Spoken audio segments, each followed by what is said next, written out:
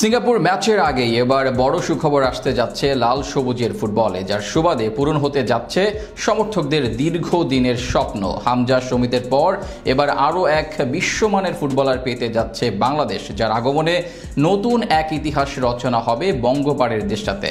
এমনকি দক্ষিণ এশিয়া ছাড়িয়ে এশিয়ার মধ্যেও সবচেয়ে শক্তিশালী হবে টিম টাইগার্স। সব মিলিয়ে সিঙ্গাপুর ম্যাচের আগে নতুন নক্ষত্র আগমনের সুখবার্তা নিয়ে বিস্তারিত থাকছে রিপোর্টে।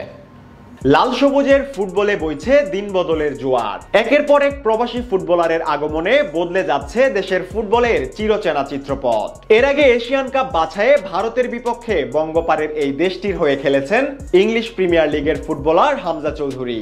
মূলত এক হামজার আগমনেই পাল্টে যেতে শুরু করে ফুটবলের গতিপথ। তার দেখানো পথে দেশের টানে একে একে ভিড়তে থাকে বিশ্বমানের ফুটবলার, যেখানে আছেন ইতালি প্রবাসী ফাহমিদুল ইসলাম থেকে শুরু করে কানাডার জাতীয় দলে খেলা আসন্ন 10 জুন সিঙ্গাপুরের বিপক্ষে বাংলাদেশের হয়ে খেলতে ইতিমধ্যেই কাবরেরার স্কোয়াড ভুক্ত হয়েছেন বিশ্বমানের এই ফুটবলাররা। তবে সিঙ্গাপুরের বিপক্ষে মাঠে নামার আগেই এবার আরো এক সুখবর আসতে যাচ্ছে বাংলাদেশের ফুটবলে। হামজা সামিদদের পথ ধরে এবার দেশের টানে আসছেন আরো এক ফুটবল নক্ষত্র, যার মাধ্যমে আরো শক্তিশালী হবে বাংলার ফুটবল। বলছিলাম ইংলিশ ক্লাব সান্ডারল্যান্ডের উঠতি তারকা কিউবা মিচেলের কথা।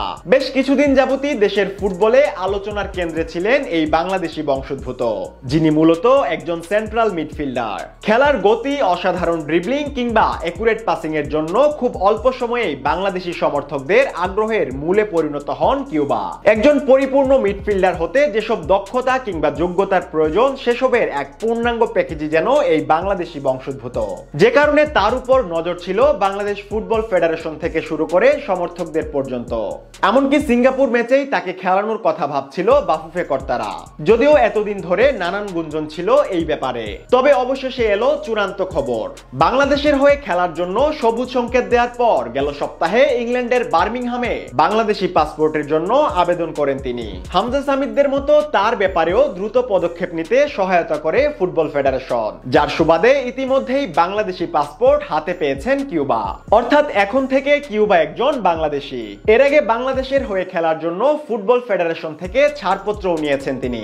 এমনকি তার ক্লাব সান্ডারল্যান্ড থেকেও এনওসি মিলেছে ইতিমধ্যেই। তাই সিঙ্গাপুর ম্যাচের আগেই তাকে পাওয়া যাবে কিনা এ নিয়ে ছিল নানান প্রশ্ন। এদিকে আরো এক ধাপ সম্পন্ন হলে বাংলাদেশের হয়ে খেলতে আর কোনো বাধাই থাকবে না কিউবার, আর সেটি হলো ফিফার ক্লিয়ারেন্স। যেহেতু ইতিমধ্যেই কিউবার যাবতীয় কাজ সম্পন্ন, তাই ফিফার ক্লিয়ারেন্স পেতেও খুব একটা অসুবিধা হওয়ার কথা না। তাছাড়া সমিতির বেলায়ও দেখা গেছে দ্রুতই এই ক্লিয়ারেন্স পাওয়া গেছে ফিফার তরফ থেকে। এদিকে সিঙ্গাপুর ম্যাচের আগে আরো 6 দিন সময় আছে কিউবার হাতে, যদিও তিনি কাবরেরার প্রাথমিক স্কোয়াডে নেই। তবে সবকিছু দ্রুত নিষ্পত্তি হলে সিঙ্গাপুর ম্যাচের চূড়ান্ত স্কোয়াডে দেখা যেতে পারে তাকে।